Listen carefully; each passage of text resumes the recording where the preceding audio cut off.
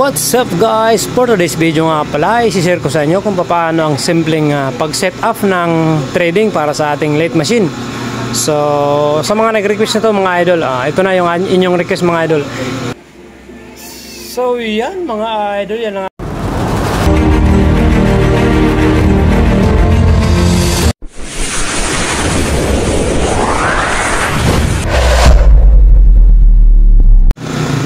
What's up guys? For today's video nga pala, isi-share ko sa inyo kung paano ang simpleng pag-set up ng trading para sa ating late machine.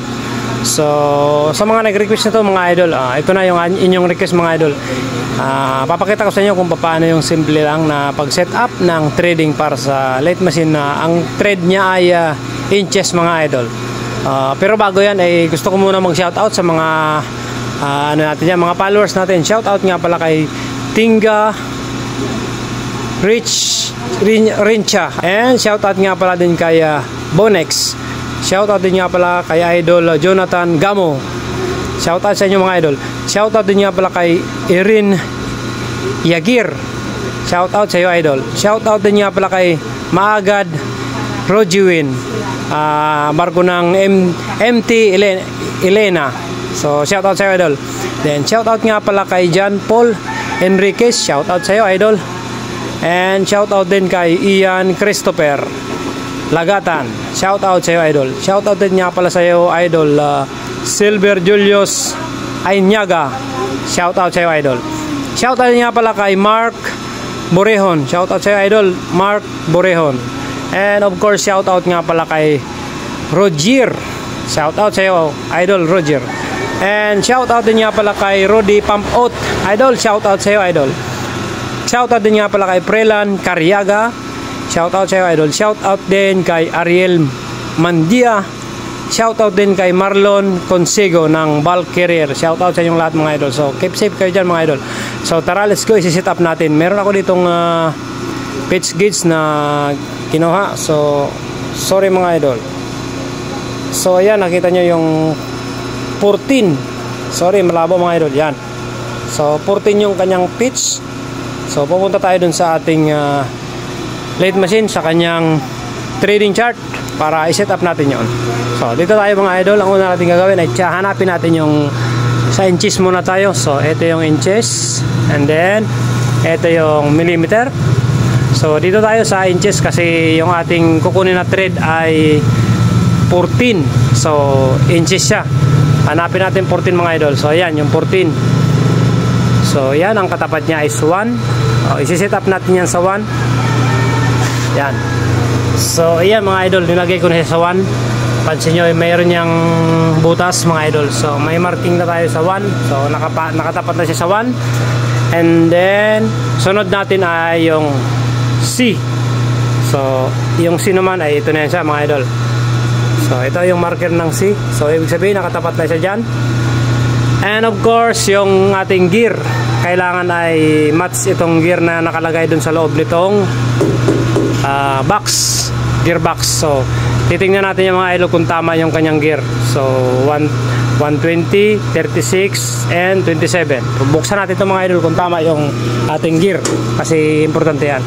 Siya nga pala, itong turno na to mga idol ay napakadali nitong i-set up.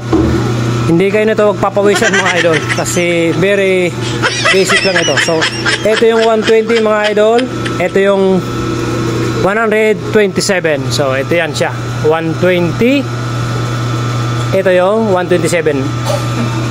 Pag mag-trade kayo ng inches, ito lang yung babalik ta rin. Pag nag-trade naman kayo ng millimeter, ito lang ang gagalawin nyo mga idol, babalik ta rin nyo lang yan. So makakapag-trade na tayong millimeter. So pipili lang kayo dito ng pitch, kung anong pitch yung kailangan. So napakasimple lang nito mga idol, yung late machine na to. Wala ka nang maraming gagalawin pa dito, ito lang. Luluwagan lang ito. Mayroon yan dito sa kabila. Ito, luluwagan mo rin ito para ma-adjust mo yon. Then ito, tatanggalin mo to para mabaliktad yung gear. So tapos higpit na rin ito. So madali lang. Sana all. So ibig sabihin nakaset up na tayo ng inches mga idol. Tama na to, inches na to, yung gear na to para sa inches na trading natin na 14 yung pitch. So sarado na natin yan. So okay na tayo mga idol dyan. Then ang next natin, ilalagay natin to sa low gear. kasi napaka-importante yan na naka-low gear siya. And then ito naman, ito ilalagay natin to siya dito sa ating setting na to para sa trading, kasi itong isa automatic yan mga idol. Ito trading tayo, so yan, nakalagay na yan dyan. So papatakboy na natin siya ngayon mga idol, pero bago yan ilalapit muna natin to gamit itong keros. So, yan. So ganyan. Then next, ito lang mga idol yung ating lever. Taas mo lang to. So yan, tumakbo na siya. Yan. Then papasayarin lang natin yung dulo. Kailangan pasayarin mo yung dulo para makuha natin yung tamang pakain. So once na sumayad na, so yan, sumayad na siya mga idol, ilabas natin siya. Yan. Then kailangan nyo rin markiran kung saan kayo nagsimula. Mamarkiran nyo to. Napaka-importante niya na mamarkiran nyo kung saan kayo magsisimula. So sa ngayon ay tutorial naman tayo, kaya papakainan ko lang siya ng konti lang. Yan. Then ang next nating step ay ito. Ito yung kanyang handle lever para sa trading. So ibababa lang natin yan. So yan, start na siya ng trading mga idol. So iti-check natin yan kung tama yung ating setup. Pag kumain na, then i-atras natin siya. I-check natin yung ating trading pitch. So i-reverse ko mga idol. Bago may reverse, i-atras mo to para hindi sumayad yung talim. So then itong reverse forward niya na handle niya. Yan o. So ibababa ko mga idol. Yan. So yan, reverse na siya. So ipapara muna natin to para ma-check natin kung tama yung ating trading setup. So para to mga idol. Then i-disengage ko muna to.